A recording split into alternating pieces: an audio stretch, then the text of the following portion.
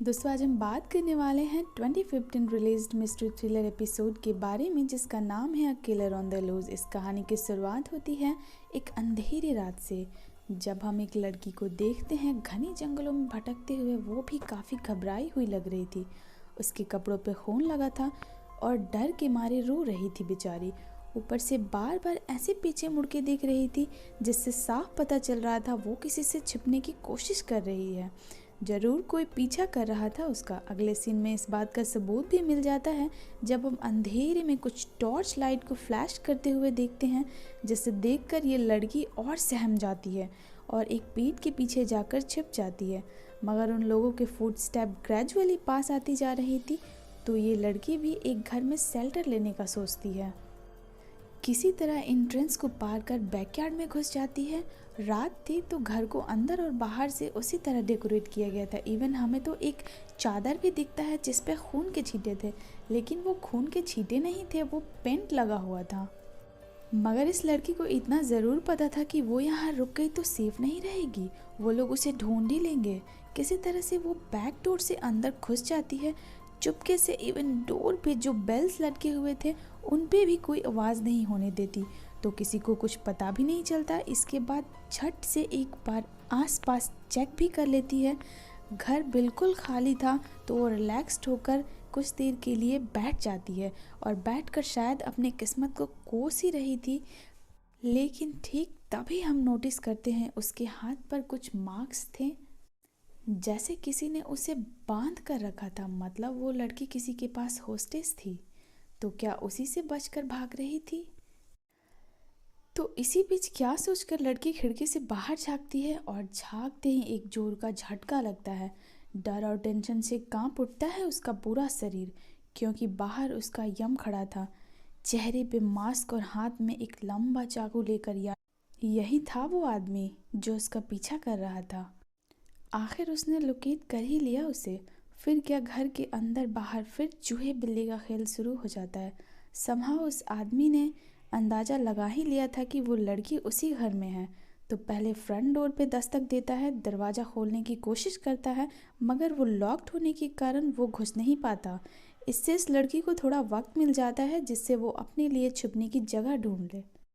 But हाँ, उससे पहले किचन से चाकू लेना नहीं भूलती। वो उसके बाद जाती है और टीवी यूनिट के पीछे एक कोने में, और अगले ही पल उस आदमी की एंट्री होती है। उसकी नज़र किसी को ढूंढ रही थी।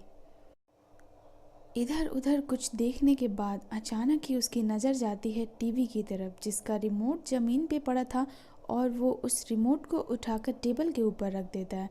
बट उसके पीछे छिपी लड़की पे नज़र नहीं जाती उसकी। इसके बाद वो आदमी घर के दूसरी तरफ चला जाता है, तो ये लड़की भी मौका देखकर घर से भागने की कोशिश करती है। उसके सामने फ्रंट डोर था, तो वो उसी को खोलने की कोशिश करती है, मगर डोर जाम हो चुका था। बहुत कोशिश करके भी उसे खोल नहीं पाती। इधर उस खींचातानी के चक्कर में एक लैंप गिर जाता है और जोर की आवाज़ गूंज उठती है। घर में उस आदमी को भी आइडिया लग जाता है कि उसका शिकार कहाँ है। इधर उस लड़की को भी एहसास हो जाता है, तो वो तुरंत ही ऊपर भागती है और वहाँ से नज़र रखने लगती है नीचे की तरफ। वो आदमी भी तब तक फ्रंट डोर के सामने पहुँच चुका था और शायद मेस को देखकर अंदाज़ा भी लगा चुका था कि वो लड़की कहाँ हो सकती है।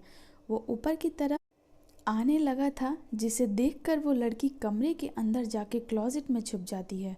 ऑन द अदर हैंड वो आदमी भी ऊपर पहुंच चुका था, हाथ में चाकू लिए पागलों की तरह ढूंढ रहा था।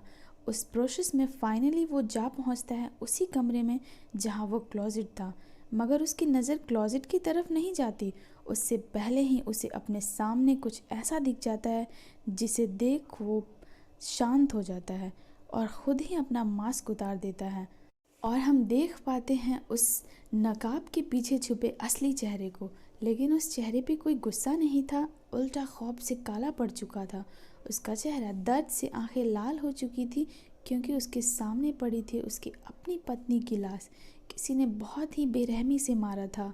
अब ऐसे नज़ारे के लिए कौन रेडी रहता है। वो आदमी जब खड़े खड़े खुद को संभालने की कोशिश ही कर रहा था, तब अचानक ही वो लड़की क्लोजेट से निकल आती है और चाकू से वार कर देती है। बेचारे को कुछ करने का मौका ही नहीं मिलता, पागलों की तरह उसे स्टैब करने लगती है। ये लड़की तब तक करती है जब तक उस आदमी की सांसें ना रुक जाए। लेकिन उसका ये हमला, ये वार सेल्फ प्रोटेक्शन में नहीं था, बल्कि ऐसा लग रहा था जैसे वो अपनी खुशी से कर रही है, मज़े के लिए। उसकी आंखों में एक अजीब सी हंसी झलक रही थी। जनरली किसी पागल शिकारी की आंखों में होती है, किसी शिकार की आंखों में नहीं। तो आखिर कौन है वो? चूहे बिल्ली के खेल में चूहा या बिल्ली? इसका जवाब भी हमें तुरंत ही मिल जाता है जब टीवी पर अचानक एक न्यूज़ टेलीकास्ट होता है। ये एक इमरजेंसी ब्रॉडकास्ट था जो लोकल अथॉरिटीज़ की तरफ से इस एरिया में रहने वाले सभी लोगों को वार्न करने के लिए प्ले किया जा रहा था। इससे हमें पता चलता है कि लोकल एक मेंटल हॉस्पिटल से पेशेंट भाग निकला है, जो एक नॉर्मल इंसान नहीं था, एक बहुत ही डेंजरस क्रिमिनल है वो। बहुत सारे लोगों का खून किया है। इवन आज उसके भागने के बाद अभी तक 4 लोगों की लाश मिल चुकी है। उसे पकड़ने की कोशिश की जा रही है। इनफैक्ट वो जब जंगल के अंदर छुपने की कोशिश कर रही थी, तब पुलिस ने ऑलमोस्ट उसे पकड़ ही लिया था। लेकिन वो लड़की बहुत ही चालाक है, खुद को बचाना बहुत अच्छे से पता है उसे, इसलिए कब उन्हें चकमा देकर भाग निकली, ऑफिसर समझ ही नहीं पाए। खोज अभी भी चल रहा, मगर लास्ट टाइम उसे रेसिडेंशियल एरिया के पास देखा गया था। इसलिए पुलिस को डर है कि वो किसी के घर में ना घुस जाए, इसलिए शहर के लोगों को सावधान किया जा रहा था कि अपने अपने घर में रहें, खिड़की दरवाजे बंद रखें और बाहर कुछ सस्पिशियस नज़र आए तो पुलिस को इन्फॉर्म करें। मतलब ये लड़की ही वो पागल खूनी है, कोई बेचारी नहीं है, और ना ही किसी ने उसे बंदी बना कर रखा था। वो एक पागल खूनी है जो पुलिस से भाग रही थी।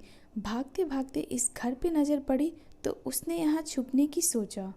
उसे कोई डर नहीं लगा क्योंकि उसे पता था कि वो अपने रास्ते में आने वाले हर कांटे को साफ कर सकती है, जो उसने ऑलरेडी किया भी।